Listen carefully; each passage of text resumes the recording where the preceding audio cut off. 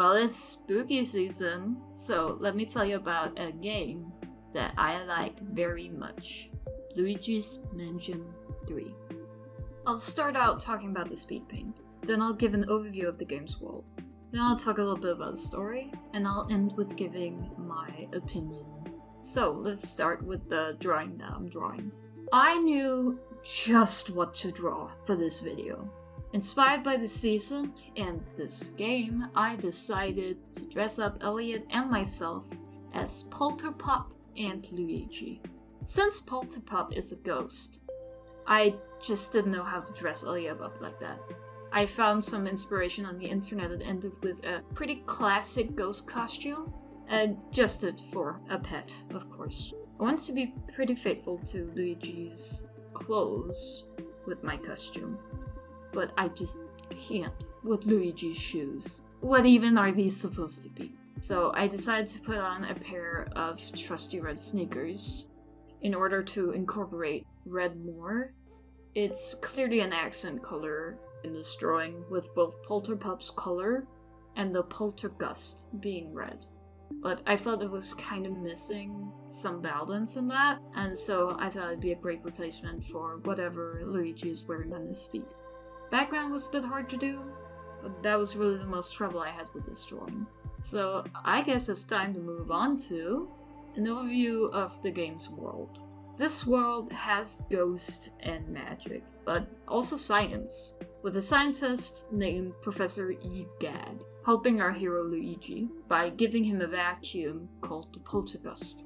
This vacuum's function is to suck up ghosts, blow away things, and has a few other features, the most important of which is Gooigi, a green Luigi clone made out of goo that can be summoned upon the press of a button. Now, Gooigi has a few advantages, being able to face straight through vents and stuff like that, but also one major disadvantage. Goo, you see, dissolves in water, but this concept does make for interesting puzzle solving, since you can switch between controlling Gooigi and Luigi. Alternatively, you can have a friend join you as Gooigi and play through the game together. The basic goal of the game is to defeat ghosts through the hotel, which is this game's location. Which leads me to the story. Minor spoilers beyond this point. I'll pretty much only be spoiling right at the beginning, and then a bit more general concept stuff in order to give you a feel for the game. Either way, you have been warned, and I'm gonna get right into it. Basically, Peach, Mario, Luigi, and a bunch of toads goes to a hotel to stay. But oh no, the hotel owner worked with King Boo, who has been let loose by the hotel owner.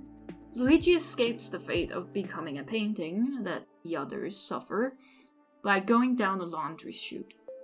Luigi finds the Poltergust in a car and goes on to start using it.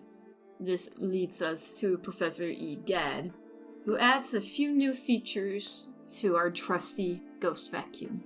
But oh no, now the buttons for the elevator is missing.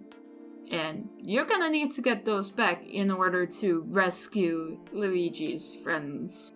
The basic way of getting them back is more or less boss fights on the different floors that you slowly unlock throughout the game. I always thought Luigi's Mansion sounded very interesting, this game being the first I was able to play.